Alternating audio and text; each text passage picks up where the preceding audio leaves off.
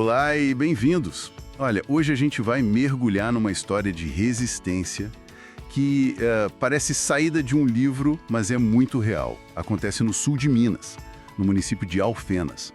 Chegou pra gente um artigo acadêmico da revista Estudos Geográficos que conta uma coisa impressionante. No Brasil, onde milhares de escolas rurais fecharam, né?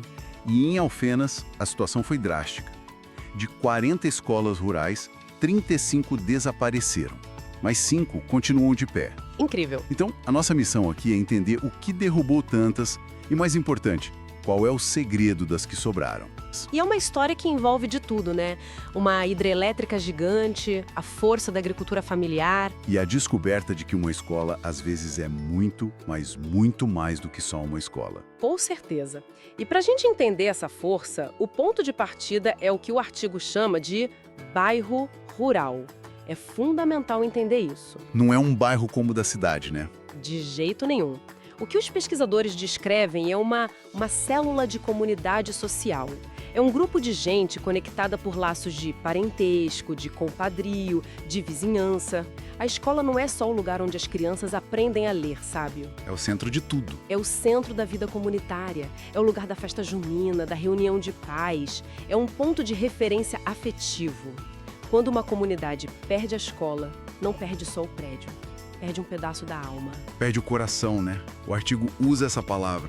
E para entender por que tantos corações pararam de bater em Alfenas, a gente precisa voltar um pouco no tempo. Sim. Em 1950, a população de Alfenas era quase meio a meio, rural e urbana. Em 2022, a população rural era só 5% do total. Nossa! E com as famílias indo embora, o que acontece com as escolas? Elas começam a esvaziar. Claro. E aí que entra um conceito-chave que o estudo explica muito bem: a nucleação escolar. É um nome técnico para uma coisa bem direta, né? Bem direta. Basicamente fecha um monte de escola pequena no campo. E junta todos os alunos numa escola maior, um polo, que geralmente fica na cidade. Bota todo mundo num ônibus e leva. Do ponto de vista de uma planilha de custos, pode até parecer que faz sentido. É mais eficiente ter uma escola grande do que várias pequenas. Só que essa eficiência econômica teve um custo social, um custo cultural enorme em Alfenas. Gigantesco. Resultou em 87,5% das escolas rurais fechadas. De 40, sobraram 5.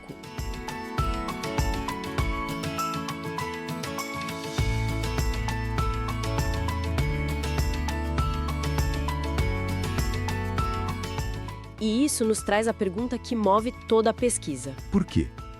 O que essas 5 têm de tão especial?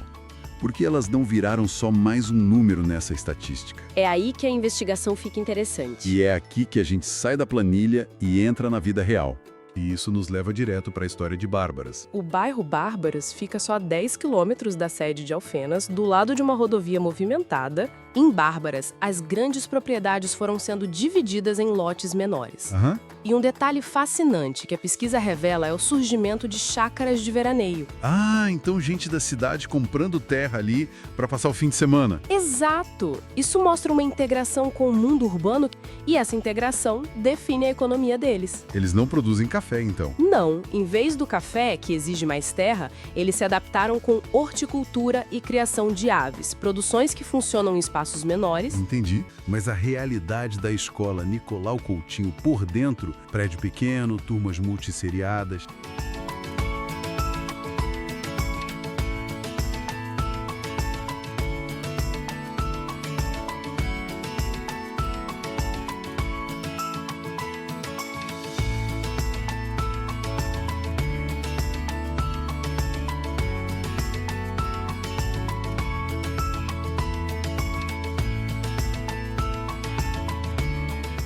Sim, e o estudo levanta um ponto crítico. A escola só oferece os primeiros anos do ensino fundamental. Depois, as crianças são obrigatoriamente transferidas para uma escola na cidade. Isso é um problema. É um momento de ruptura. O artigo sugere que, ao chegarem na escola urbana, esses alunos podem sofrer preconceito, o famoso bullying, por serem da roça. É uma violência simbólica. Exatamente. E isso pode afastá-los ainda mais das suas raízes. A pesquisa então levanta uma questão. E se a escola de Bárbaras fosse ampliada para oferecer também os anos finais? Faz todo sentido.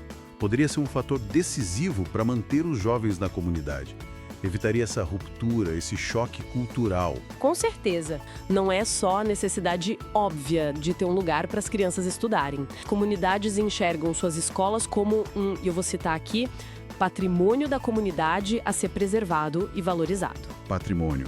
Isso muda tudo, não é? Porque se a prefeitura olha para uma planilha, vê uma escola com poucos alunos e pensa, vamos fechar, é ineficiente. Exato. Mas a comunidade não vê uma planilha. Vê a história da avó que foi alfabetizada ali, vê o palco da festa junina, vê o lugar onde se reúnem para decidir o futuro do bairro. Eles veem a alma deles. Perfeito. Lutar pela escola é lutar pela própria identidade. A história da escola Nicolau Coutinho se confunde com a de Bárbaras. Não são só prédios. Elas são a materialização da existência daquela comunidade.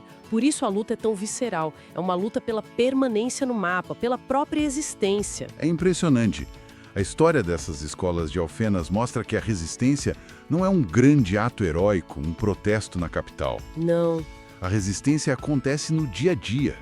É a comunidade inteira que se recusa a deixar seu coração parar de bater. Para a gente fechar, o artigo deixa uma provocação no ar, um pensamento para o futuro.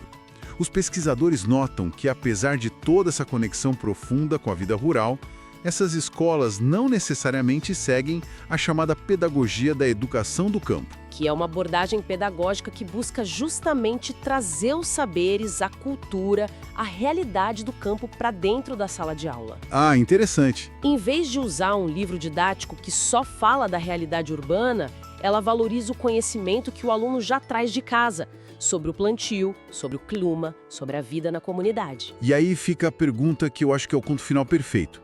Se a força dessas escolas vem justamente dessa ligação visceral com a identidade da comunidade, o que aconteceria se o ensino passasse a celebrar ativamente esse modo de vida? Se a matemática fosse ensinada a partir do cálculo da área de plantio, se a história contada fosse a história da própria comunidade? Seria uma revolução. Será que essa não seria a próxima fase da resistência? Uma forma não só de manter os jovens na escola, mas de mostrar a eles que uma vida cheia de propósito e de futuro também é possível ali,